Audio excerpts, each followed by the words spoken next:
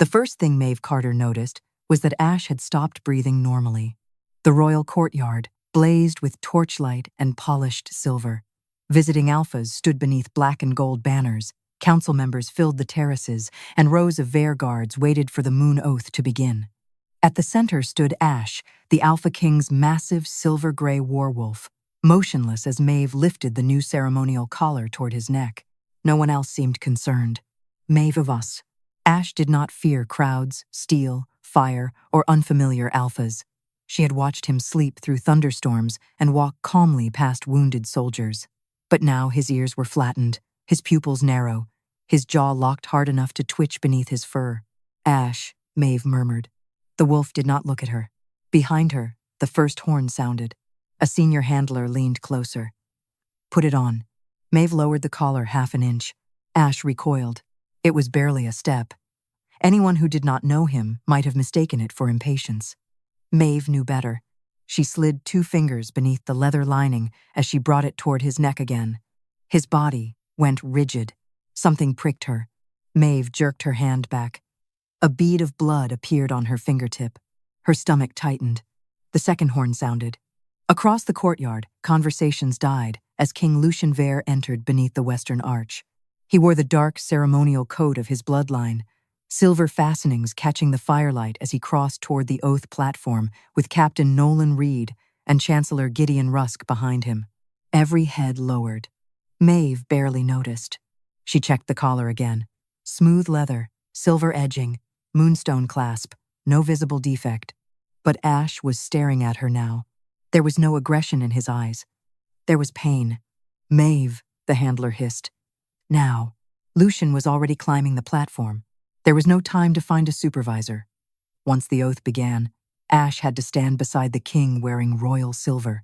Interrupting the ceremony before visiting alphas would be humiliating. Putting the collar back on him could be worse. Maeve reached for the stable knife at her belt. The handler caught her wrist. What are you doing? Let go. Have you lost your mind? Ash gave a low warning. Maeve pulled free. Lucian turned at the sound. For one suspended second, the courtyard narrowed to the knife in Maeve's hand, the silver collar in the other, and the Alpha King watching from 20 paces away. She cut through the leather. The collar snapped. Silver struck stone. Silence swept across the courtyard. Master Armorer Elias Crane pushed forward, his face draining of color. What have you done? Maeve crouched beside Ash. There's something inside the collar. Crane stared at the severed piece. That collar was made in my workshop. There is nothing inside it. I felt it. You felt it? Whispers traveled through the terraces. Sabotage. Omega. Royal seal. Lucian descended from the platform. He did not hurry. That made the silence heavier. His gaze went first to the broken collar, then to Maeve's knife. Explain. The collar hurt him. Crane picked up the severed piece and ran his fingers along the lining. There is no defect, Your Majesty. Maeve held up her bleeding finger. Something cut me. Crane checked again. Nothing. The tiny point she had felt was gone. Or hidden. Lucian looked at Ash. The wolf was calm now that the collar lay on the ground. Maeve prayed, he noticed. For 3 years she had cared for Ash. She knew each warning he gave before pain became violence, and this was one. Did you request permission to damage royal property? Lucian asked. No. Did you call an armorer? There wasn't time. Crane rose. Your Majesty, the moon oath cannot be delayed because a stable Omega misunderstood an animal's nerves. He wasn't nervous, Maeve said. You cut a consecrated collar before 5 visiting packs. I stopped you from putting it back on him. A murmur rolled across the courtyard. Lucian's expression hardened. Maeve understood what he would choose. Not because he was cruel. Because hundreds were watching, and kings who hesitated in public paid for it later. Captain Reed. Nolan stepped forward. Take her into custody until this is investigated. 2 guards approached. Maeve surrendered the knife. As iron closed around her wrists, Ash surged forward. The guards reached for their weapons. Don't, Maeve snapped. Ash stopped. His hackles stayed raised, but he was not looking at the guards. Another handler had stepped from the armory passage, carrying a replacement ceremonial collar. Ash backed away. Once, then again. A growl rolled through the courtyard, low enough that Maeve felt it in her ribs. Lucian turned toward the second collar. For the first time that night, uncertainty entered his face. The guards led Maeve toward the eastern arch. She twisted once to look back. "Your Majesty." Lucian met her eyes. Maeve glanced at the silver collar. "Don't put another one on him." Then the stone passage swallowed the courtyard, and the last thing Maeve heard before the cell doors closed was Ash growling at Silver. The cell beneath the eastern wing was colder than Maeve expected. Not damp, not filthy, not cruel. Veyr did not need cruelty to make a prisoner understand the difference between freedom and obedience. The room was clean stone, iron bars, one narrow bench, and a torch burning beyond reach in the corridor. Maeve sat with her wrists resting on her knees and replayed the moment the silver collar cut her finger. There had been something inside it. She knew what pain looked like in a wolf. She knew the difference between agitation, fear, territorial aggression, and the stillness that came when an animal was enduring something it could not escape. Ash had been enduring pain. Footsteps sounded above. Maeve stood. The door opened, and Captain Nolan Reed came down the stairs with 2 guards. "Move." She followed him without argument. They did not take her back to the courtyard. Instead, Nolan led her through the service passages toward the royal kennels. The closer they came, the more Maeve could hear it. A growl. Not loud. Worse than loud. Low, sustained, controlled. Ash. The ceremony should have been continuing above them, but the distant horns had stopped. Whatever had happened after her arrest, the moon oath was now waiting on a wolf that would not accept royal silver. For the first time, Maeve understood that her decision in the courtyard had not merely embarrassed the king. It had interrupted the entire night. When Maeve entered the kennel chamber, 3 handlers were standing near the wall, none willing to step closer. Lucian stood 10 feet from Ash with a replacement collar in one hand. Ash stood between them, rigid. Maeve stopped. Lucian looked at her. "He has refused every handler because you're holding the same thing. It is not the same collar. It came from the same batch." Master Armorer Elias Crane stood beside a work table covered in silver clasps, leather strips, and tools. "I inspected this one myself." Maeve ignored him and watched Ash. Lucian took one slow step forward. Ash growled. The sound rolled through the stone chamber. Everyone froze. Maeve had seen Ash challenge strangers. She had seen him bare his teeth at rival wolves and stand between Lucian and an armed assassin without command. She had never seen him warn Lucian. The king's face changed. Only slightly, but Maeve saw it. Lucian lowered the collar. Ash stopped growling. Nolan looked at the severed collar from the courtyard, now resting on the work table. "Open it," Crane frowned. "I already checked it." "Open it completely." The armorer cut away the inner leather lining. Nothing. He peeled back another layer. Still nothing. Then the torchlight caught a line that should not have existed. Maeve leaned closer. "Wait." Crane held the silver edge toward the flame. A seam appeared, so fine it was almost invisible. His expression tightened. Using a narrow tool, he pried the silver apart. Something black dropped onto the table, no longer than a fingernail. A needle. The room went silent. Nolan reached for it. "Don't touch it," Maeve said. His hand stopped. Crane stared at the object. "That was not part of my design." Lucian's eyes moved from the needle to Maeve. "How did you know?" "I didn't know what it was. You cut the collar." "I knew Ash was in pain." "That is not the same thing." "No," Maeve said. "It's better." Crane looked offended. Maeve pointed toward Ash. "He told us before the medal did." Lucian studied her for a long moment. Then he turned to Nolan. "Seal every ceremonial collar from this production batch. No one wears, moves, or opens one without my order." A young guard appeared in the doorway before Nolan could answer. He was breathing hard. "Your Majesty." Lucian turned. The guard swallowed. "There's a problem in the eastern kennel." Maeve felt her stomach drop. "What kind of problem?" Nolan asked. "One of the war wolves collapsed." The chamber changed instantly. Lucian put the replacement collar down. "Was it wearing silver?" The guard nodded. "One of the new ceremonial collars." Maeve was already moving toward the door. Nolan stepped in front of her. "You are still under arrest." Lucian looked once at the black needle on the table, then at Ash, then at Maeve. "Take her with us." They crossed the courtyard at a run. Halfway to the eastern kennel, A scream split the night. Not a human scream. A wolf. Maeve knew that sound too. Pain had become panic. And panic, in a werewolf, rarely stayed harmless for long. The eastern kennel smelled of blood, wet fur, and fear. Maeve heard the injured handler before she saw him. He was pressed against the far wall with one hand clamped over his forearm, while two guards tried to keep a massive black werewolf contained behind an iron partition. The animal staggered, as if the stone floor were moving beneath him, then whipped his head toward every sound in the room. "Back away from him," Maeve said. One of the guards glanced at Lucian. The king nodded. Maeve moved closer. The wolf's name was Bran. She knew him well enough to understand how wrong this was. Bran was aggressive in battle, but calm inside the kennel, especially around familiar handlers.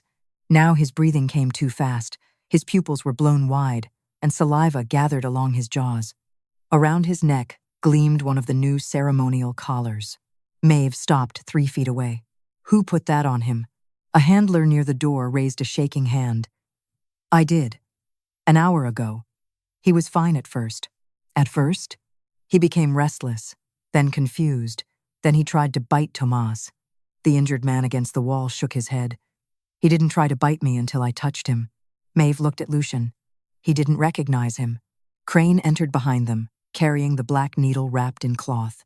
"That is impossible." Maeve crouched. "Bran." The wolf's head snapped toward her. His lips peeled back. She did not move. "Ease." A growl built in his chest. Maeve slowly removed the leather glove from one hand and placed it on the floor. Bran sniffed. His growl changed. Not gone. Confused. "He can smell me," Maeve said quietly. "But something is interfering with what that scent means." Lucian's expression darkened. "Remove the collar." No one moved. Maeve understood why. Getting close enough to Bran's neck could cost a hand. She picked up a folded kennel blanket from the bench and held it out. Bran knew that blanket. He slept on it every night. His nose worked rapidly. For a moment, his body loosened. Maeve stepped closer. One step, then another. "Maeve," Nolan warned. She ignored him. Bran's eyes stayed on the blanket. Maeve reached behind his neck. Her fingers found the clasp. The wolf suddenly lunged. Nolan drew his sword. "Don't." Maeve twisted aside as Bran's jaws snapped inches from her shoulder. Instead of retreating, she threw the blanket across his muzzle and pulled the collar free in the same motion. Bran crashed into the side of the partition. The guards raised their weapons. Maeve dropped the collar and backed away. "Give him space." Seconds passed. Then Bran stopped thrashing. His breathing remained fast, but the wildness in his eyes began to ease. Tomas took one cautious step forward. Bran looked at him.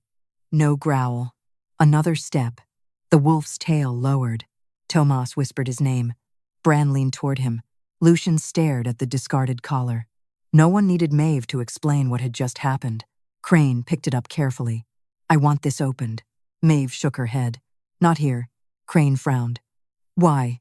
If the needle contains something toxic, opening it beside 7 wolves is reckless." Lucian turned immediately to Nolan. "Clear the kennel. Isolate every animal wearing ceremonial silver." Orders moved through the room at once. Maeve crouched beside Bran, while Tomas wrapped his injured arm. The king came to stand beside her. "You were right." Maeve kept her attention on the wolf. One animal collapsed. Another man nearly lost his arm. She finally looked up. "I don't need to be right. I need you to stop putting those collars on them." Lucian absorbed the words without argument. "Done." Crane looked unsettled. There were 24 collars in the production batch. Nolan turned. "How many have been issued?" 7. "And the rest?" 17 should still be in royal storage. Lucian's voice sharpened. "Should?" Crane swallowed. "That was the inventory this morning." Lucian pointed toward 2 guards. "Go, lock the storage room. Count every collar yourself." They left at once. Maeve examined Bran's neck. A tiny puncture mark hid beneath the fur, exactly where the collar had rested. Something inside the silver had pierced him. The question was no longer whether she had imagined it. The question was, who had put it there? The guards returned several minutes later. They were no longer running. They were pale. Nolan stepped forward. "How many?" The older guard looked directly at Lucian. 15, Your Majesty." Silence. Crane stared at him. That cannot be right. We counted twice. Lucian's jaw tightened. 2 collars are missing. The younger guard shifted uneasily. There's more. Everyone looked at him. One of them was found. Where? Nolan asked. The guard hesitated. In Master Crane's private quarters. No one moved.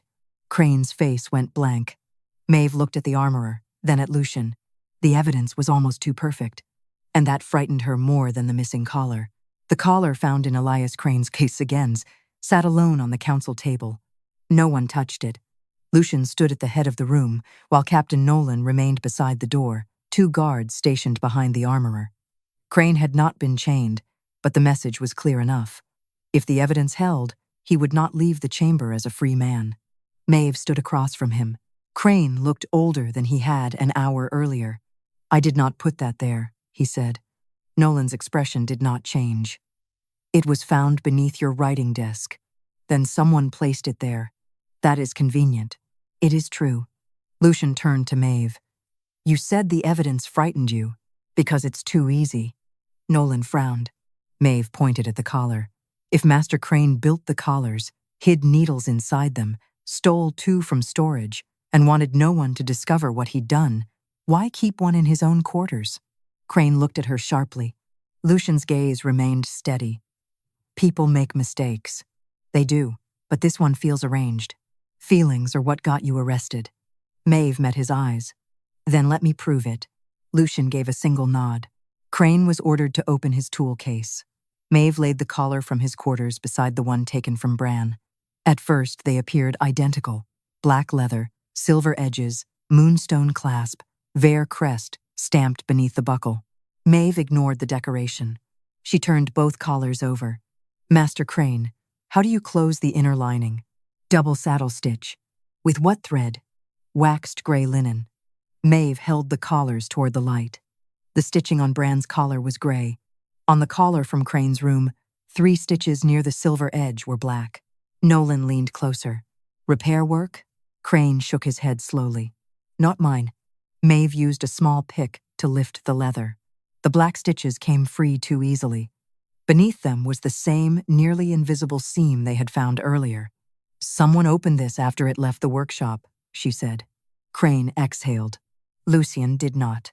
That clears him of altering this collar, the king said, not of allowing someone access. Crane's shoulders tightened. Maeve noticed. There is something else. No. You knew the collars could have been opened. Crane looked toward Lucian. That was answer enough. The king's voice went cold. Speak. Crane closed his eyes briefly. My apprentice lost a workshop key 3 weeks ago. Nolan stepped forward. You reported no missing key. I found it the next morning. Where? On his workbench. Maeve understood before Crane finished. It wasn't lost. Crane's face hardened with shame. My nephew received a message telling him to leave the west door unlocked after midnight. The sender threatened to expose gambling debts he had hidden from me. He obeyed. He swore no one entered. And you believed him? Lucian asked. I wanted to. Lucian looked away for a moment, anger controlled rather than loud. Who sent the message? He never saw a face, only a royal authorization token wrapped inside the note. Nolan cursed under his breath. A royal token meant access far above a workshop apprentice. Maeve returned to the black needle. There was still something wrong with it. She wrapped cloth around her fingers and lifted it beneath the torch. A faint sheen coated the metal. Oil, she said. Crane leaned closer. Maeve smelled it carefully. Bitter pina. Smoke.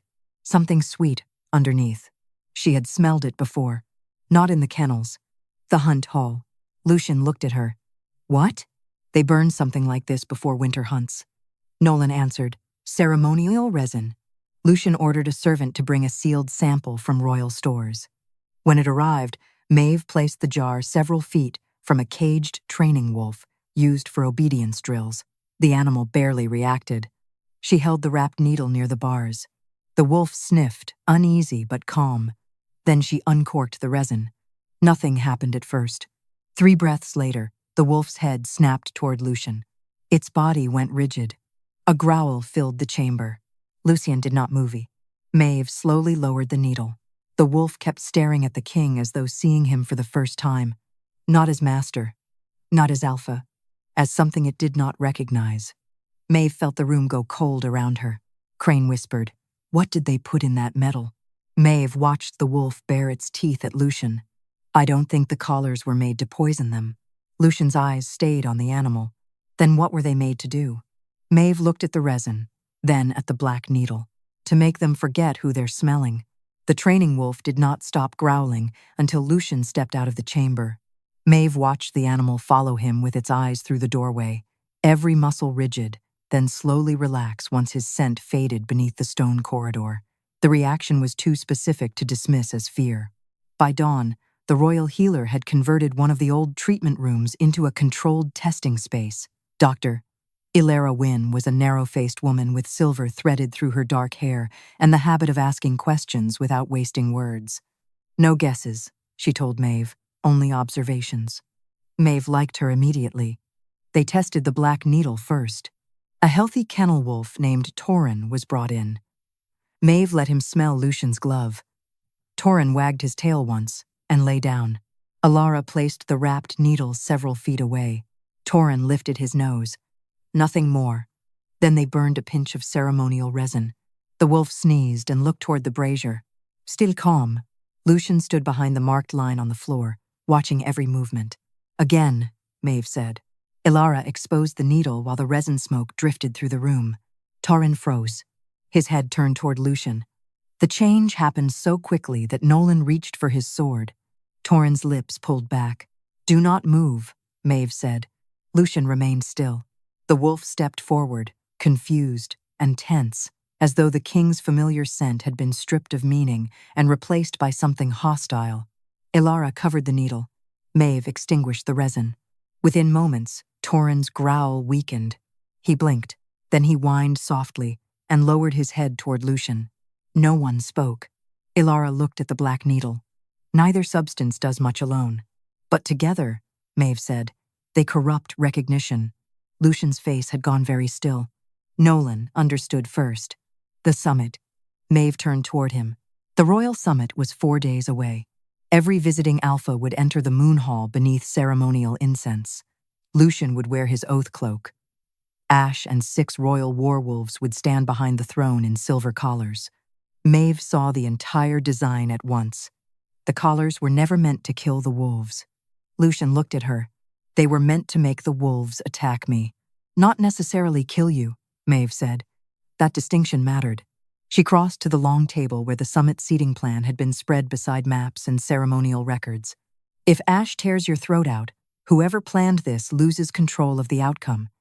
But if your own royal wolves turn on you in front of 5 visiting alphas," Nolan finished quietly. "Every pack in the region sees a king rejected by his own beasts." Ilara's expression hardened. In the old traditions, some would call it an omen. Some would call it judgment, Lucian said. Maeve nodded. And political fear would do the rest. A knock sounded at the door.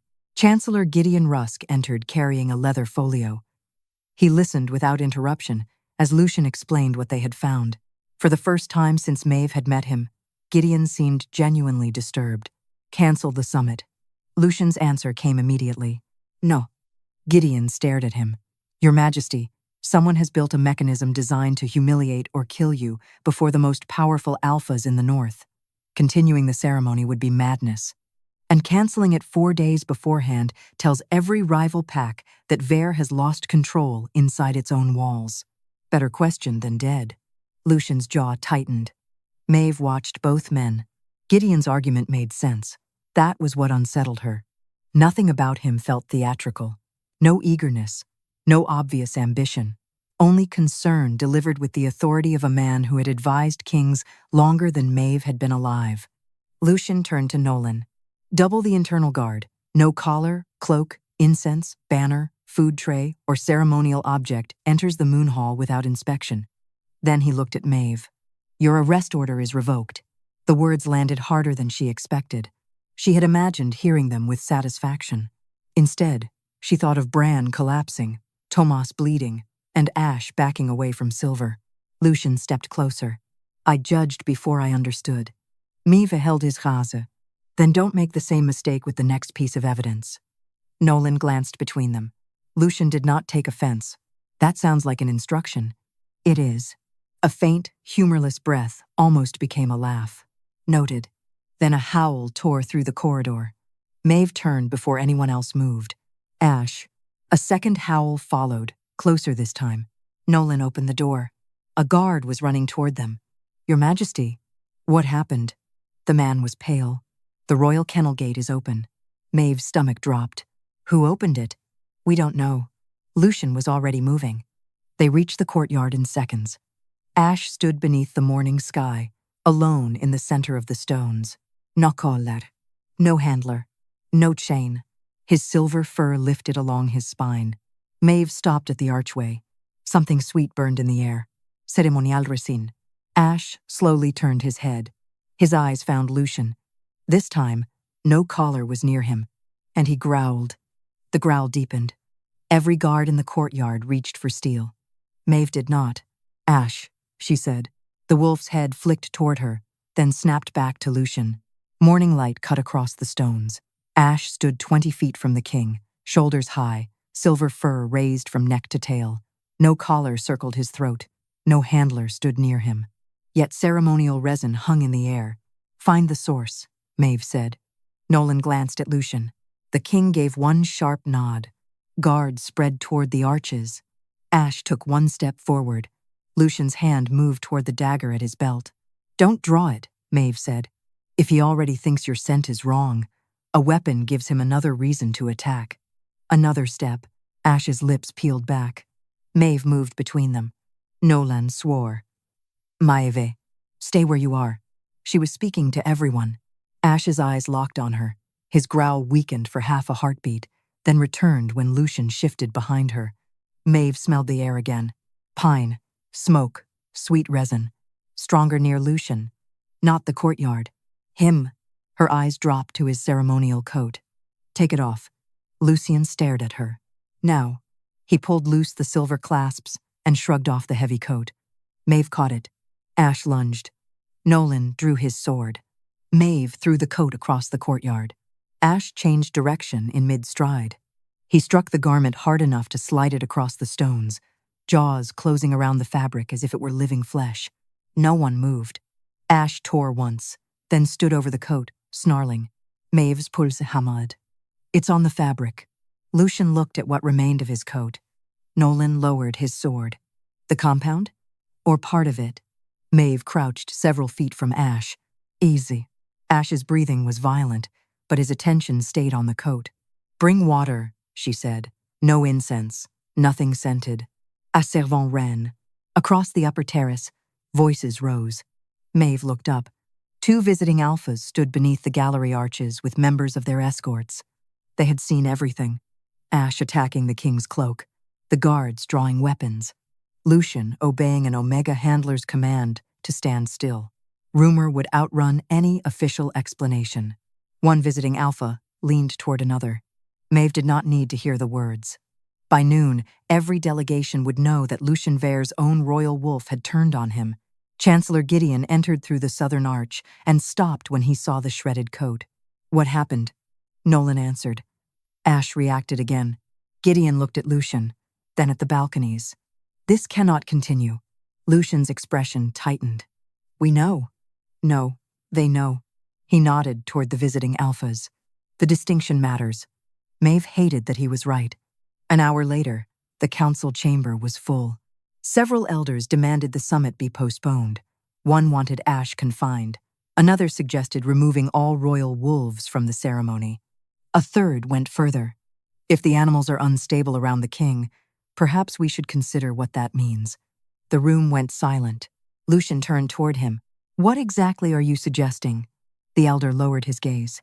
Only that our guests will draw their own conclusions. The damage had begun. Not physical, political. Lucian could command soldiers, but he could not command what 5 visiting packs had witnessed. Maeve stood near the far end of the table with Nolan and Dr. Alara. She should not have had a place in this room.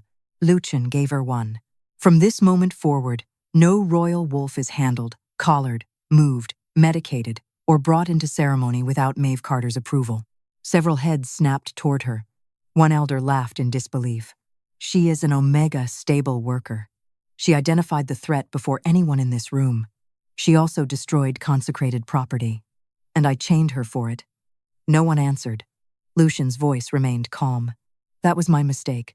I will not compound it because some of you dislike the rank of the person who proved me wrong. Maeve felt every eye settle on her. Power did not arrive like triumph. It arrived like weight. Lucian continued. Her decision on Wolf's safety is final. The elder across from him leaned back, angry. You would give an Omega veto over a royal ceremony? Lucian met his gaze. I already ignored her once. That ended the argument. After the council dispersed, Maeve returned to the courtyard with Alara. Ash had calmed after the coat was removed and the stones washed.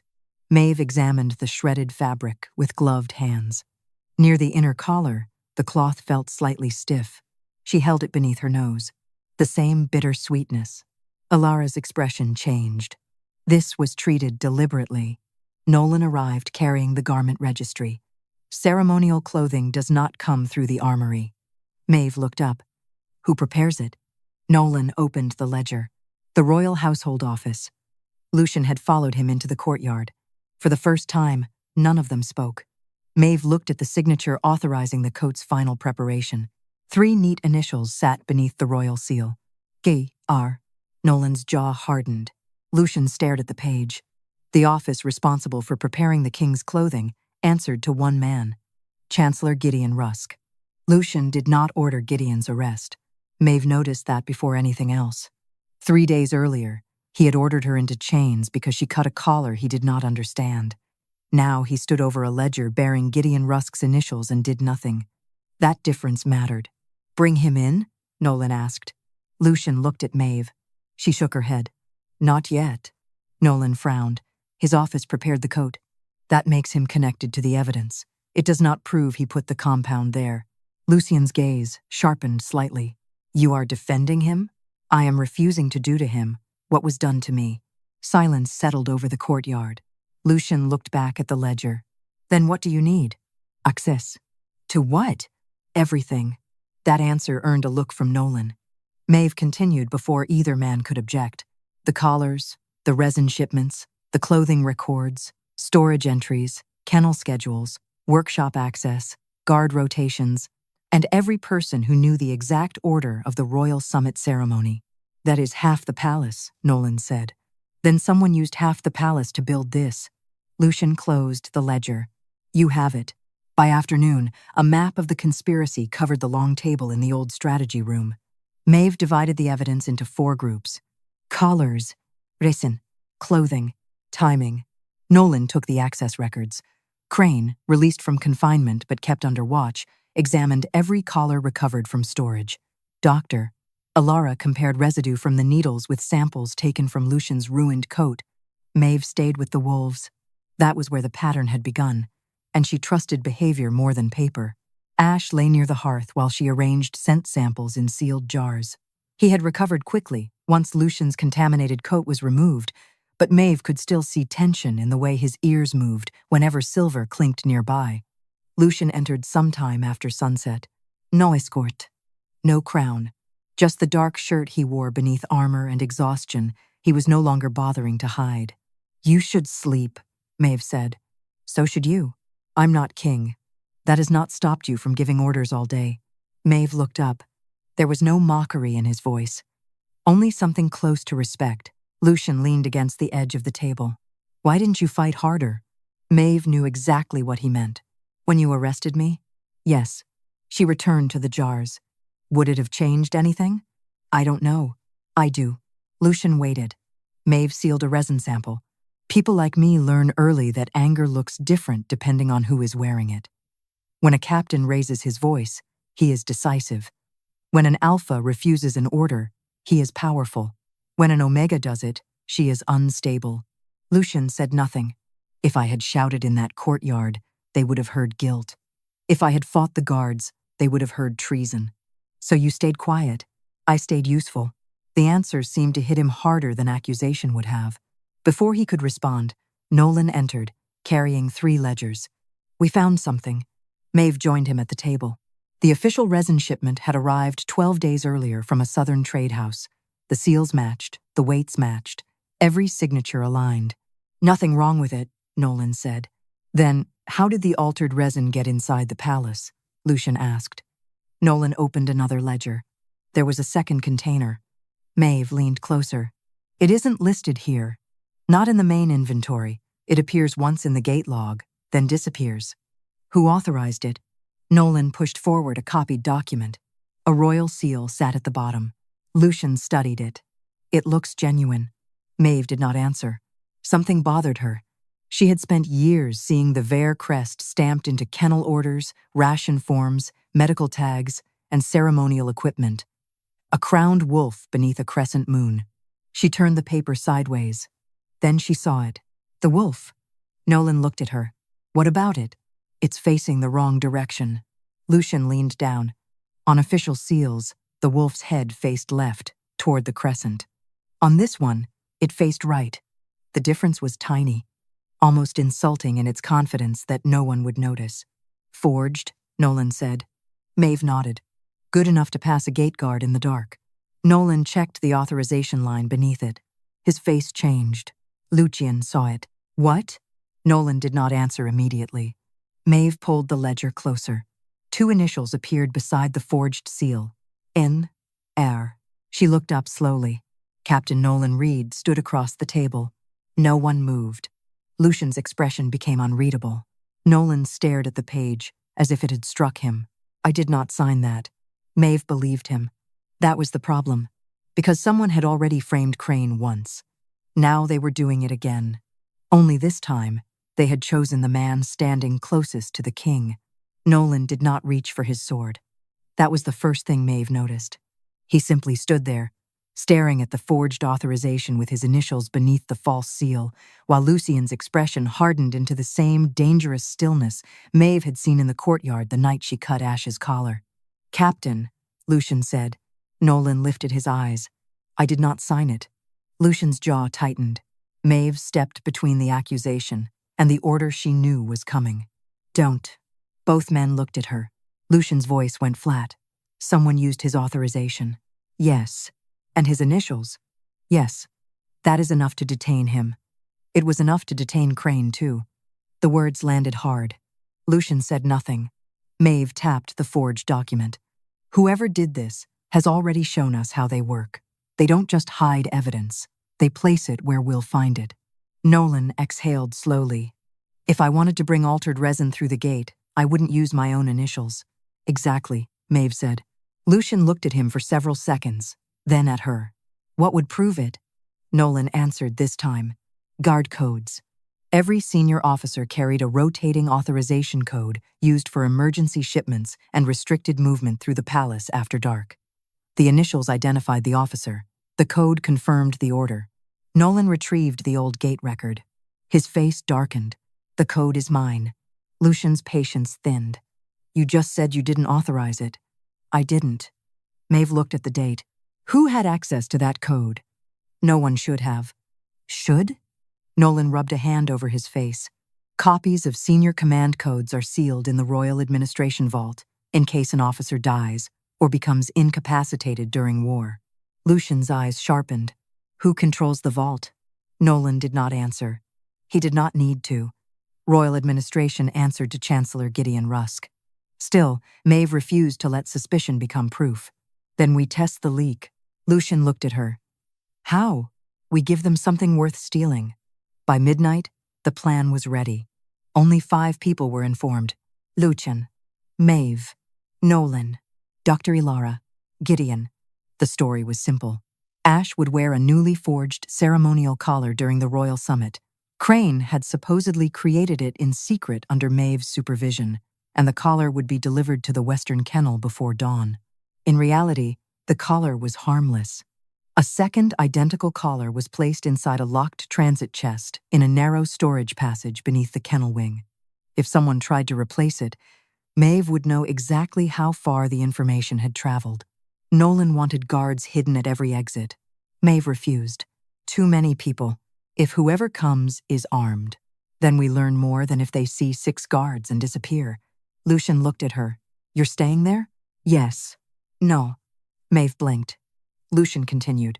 Nolan stays. Then whoever comes may recognize him. I stay. You are the target. That has not escaped me. Maeve almost argued, then stopped. He had listened to her when it mattered. She could do the same. They compromised. Maeve waited in the dark storage passage. Lucian and Nolan stayed beyond the eastern turn, close enough to respond, but far enough to remain unseen. Hours passed. The palace quieted. Maeve heard every drip of water between the stones, every shift of ash beyond the kennel wall, every distant guard step. Then came another sound. Zoft. Metal against metal. Someone was opening the service door. Maeve held her breath. A figure entered wearing a dark cloak and cloth mask. No hesitation. They knew exactly where the chest was. The figure produced a key. That mattered. They opened the chest, lifted the false collar, and removed another from beneath the cloak. Maeve stepped from the shadows. Looking for this? The figure spun. A knife flashed. Maeve barely avoided the blade. She caught the attacker's wrist, but he drove his shoulder into her and slammed her against the wall. Pain exploded through her back. Before he could strike again, Nolan came around the corner. The attacker ran. He made 3 steps. Lucian intercepted him. The fight ended brutally fast. Lucian caught his knife arm, twisted, and drove him to the stone floor. Nolan tore away the mask. Maeve recognized the man. Not a guard. Not an amo. Apalache administrator. Gideon's personal aide. The man stared at Lucian and said nothing. They searched him. No written orders. No confession. Only the altered collar. Then Nolan found a folded packet sewn into the lining of his coat. Battle correspondence. Maeve unfolded the first sheet. Troop positions. Border routes. Supply points. Arrival pack crest. Lucian read over her shoulder. His face went cold. They planned an attack. Nolan scanned the second page. After the summit, Maeve looked at the date. Something felt wrong. She checked the summit schedule. Then the military calendar. Her stomach tightened. No. Lucian turned. What? Maeve placed the documents beside each other. You're reading the notation wrong. Nolan frowned. She pointed to the attack order. This isn't the day after the summit. She moved her finger to the ceremonial timetable. It's the second bell during the summit. Silence. The implications widened instantly. Visiting alphas would be inside the moon hall. Their guards would be separated. The royal wolves would be confused. Lucian's authority would already be under attack. And outside the palace, rival forces would strike. Nolan looked at Maeve. They're not trying to replace the king. Maeve stared at the battle orders. No. Lucian's voice was quiet. They're trying to start a war. Lucian wanted the summit cancelled before sunrise. Maeve refused. If Gideon knows we found the battle orders, he changes the plan. We already have his aide. His aide has said nothing. Nolan stood beside the strategy table, arms folded. She's right. If Gideon has more people inside the palace, canceling now tells every one of them we know. Lucian looked at Maeve. You are asking me to bring 5 visiting alphas into a hall we know has been compromised. I'm asking you to let Gideon believe it hasn't been. The room stayed quiet. Finally, Lucian said, then we control everything. By noon, every ceremonial object entering the moon hall had been replaced, inspected, or marked. The resin braziers were emptied and filled with harmless pine incense. Ash and the royal wolves were kept under Maeve's supervision until the final procession. Their collars were replicas made by Crane, without hidden seams. Only Gideon did not know. He arrived dressed in formal black, calm as ever. That frightened Maeve more than anger would have.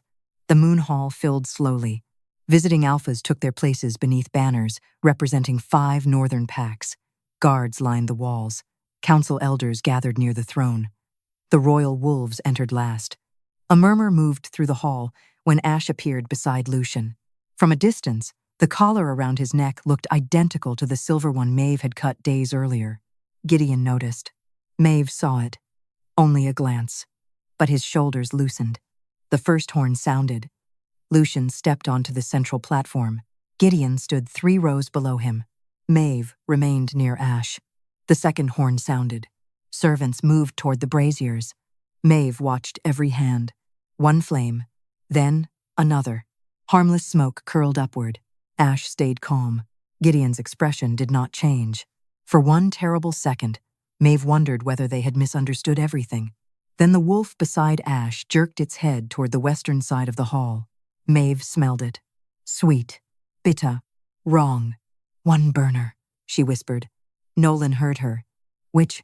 Maeve searched the smoke. 5 braziers had been replaced under guard. The 6th stood near the visiting delegation from Harwick. A palace servant had just lit it. The nearest war wolf stiffened. West brazier. Nolan moved. The servant saw him coming. He ran. The hall exploded into motion. Guests shouted. Guards drew steel. The affected wolf lunged toward a visiting alpha. Maeve caught its lead rope and was nearly pulled off her feet. Ash! The royal wolf slammed his body into the confused animal, knocking it sideways before it reached the delegation. Nolan tackled the fleeing servant. Lucian raised his voice. Evacuate the visiting alphas. South doors. No one uses the western passage. The command cut through the panic. Then a horn sounded outside. Not ceremonial. Military. Once. Twice. 3 times. Nolan looked toward the doors. Borda alam. The attack had begun. Gideon moved backward through the council crowd. Maeve saw him. Your Majesty. Lucian followed her gaze. Gideon stopped. For the first time, his composure cracked. Only slightly. Lucian descended from the platform. You're not leaving. Gideon straightened. Leaving? While the palace is under attack?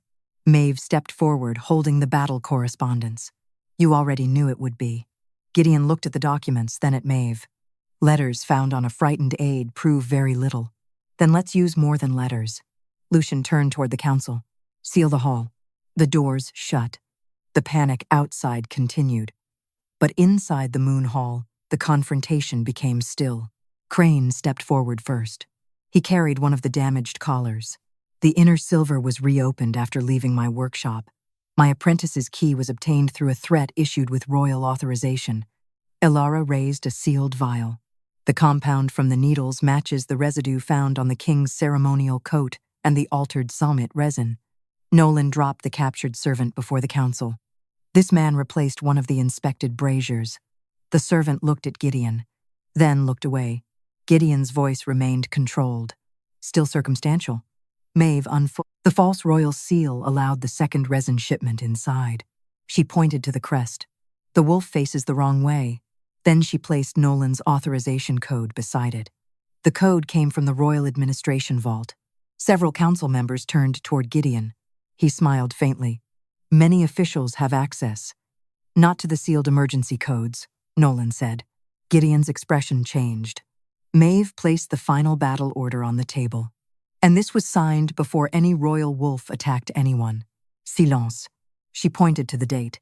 Before Ash turned on Lucian, before the summit, before anyone could claim Veyr was under threat. Lucian looked at Gideon. You prepared a military response to a crisis that had not happened yet. Gideon stopped pretending. His shoulders settled. His face became almost peaceful. You think peace has made you strong. Lucian said nothing. It has made you predictable, Gideon continued. The packs around us grow bolder every year. Your father understood fear. You replaced it with treaties. So you plan to murder our guests? I planned to give Veyr an enemy it could unite against. You planned a war? I planned survival. A crash sounded beyond the doors. Gideon moved suddenly.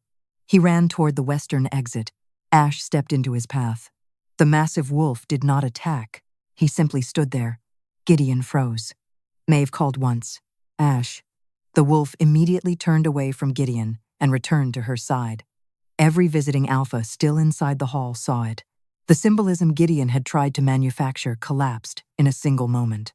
The royal wolf had not rejected its king. It had obeyed the Omega Gideon, had never considered important enough to fear. Lucian looked at the guards. Take him. This time, no one questioned the order. The war ended before it truly began. Gideon's men at the border had expected confusion inside Veyr territory, not organized resistance. Once Nolan sent the correct counter-orders, the attacking force was trapped between 2 patrol lines and forced to surrender before sunset. No visiting alpha was killed. No treaty was broken. Gideon was less fortunate. 3 days later, he stood before the full council stripped of title and office. The evidence against him had been entered publicly into the royal record. The forged seals, stolen guard codes, altered resin, contaminated ceremonial clothing, hidden collars, and battle orders issued before the crisis he intended to create. He did not apologize. Lucian did not ask him to.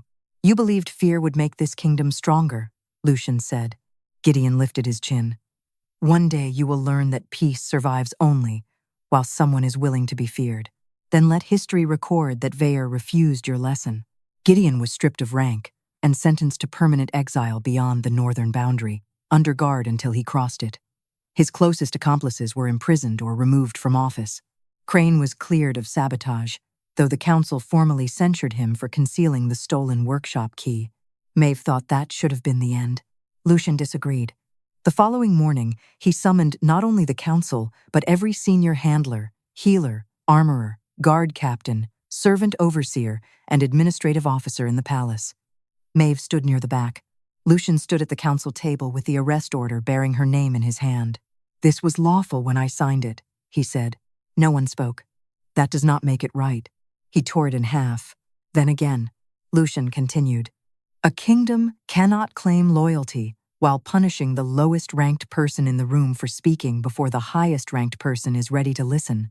Maeve felt the words settle over the chamber. "Effective today, no royal worker may be detained for reporting a safety threat without independent review unless there is immediate evidence of violence or treason. Rank will not substitute for evidence." One elder frowned. "You are changing royal law because one Omega happened to be correct?" Lucian looked at him. "No. I am changing it because the law made it easier for me to be wrong." That silenced the room. His second decree established an independent keeper's authority over the royal wolves. No ceremony, military deployment, breeding order, collar, medication, or transport involving them could proceed against the keeper's documented safety objection. Then Lucian looked directly at Maeve. "I would like Maeve Carter to hold the office." Every face turned toward her. Now she simply asked, "Do I answer to the household office?" A few people looked scandalized. Lucian almost smiled. "No." "The council?" "No." "You? On matters of wolf safety, you advise me. You do not obey me." Maeve considered that. Then yes. Life inside the palace changed more slowly than laws did. Some officials became respectful overnight because Lucian had ordered them to. Maeve trusted those people least. Others changed gradually. Nolan began bringing her security plans before final approval whenever royal wolves were involved. Crane redesigned the ceremonial collars so no inner seam could be opened without visibly breaking the metal. Ilara created a permanent testing protocol for ceremonial resins. Ash stopped flinching at silver after a few weeks. Lucian took longer, not because he avoided Maeve, because he stopped forcing proximity. He came to the kennels when he had a reason. He asked questions. He listened to the answers. When he disagreed, he said why. When Maeve proved him wrong, he corrected course without turning it into a performance of humility. That mattered more than apologies. One evening, nearly a month after the summit, Maeve finished checking Ash's shoulder and stepped outside. Lucian stood beyond the kennel gate. No guards, no ceremonial coat, no crown. Ash walked past Maeve and lay down between them with a tired sigh. "You could come in," Maeve said. Lucian rested one hand on the gate. "I could, but I have been thinking about the first night." Maeve leaned against the post. "That sounds dangerous." His mouth moved slightly. "I thought leadership meant making the decision before anyone saw hesitation. And now? Now I think sometimes it means asking the person who knows more than I do. That must be painful. Deeply." Maeve laughed before she could stop herself. It surprised both of them. Lucian looked toward the palace, then back at her. "Have dinner with me." Maeve raised an eyebrow. "Is that a royal order?" "No." "A political strategy?" "No." "A security measure?" "Maeve." She let him suffer for another second. Then she walked to the gate. Lucian did not open it. He waited. Weeks ago, Maeve had stood before him with a stable knife in one hand and a broken collar at her feet while guards closed chains around her wrists. Now the king stood outside her gate, with empty hands. "May I?" he asked. Maeve looked at Ash. The wolf opened one eye, unimpressed by them. She smiled. Then she opened the gate. "Yes."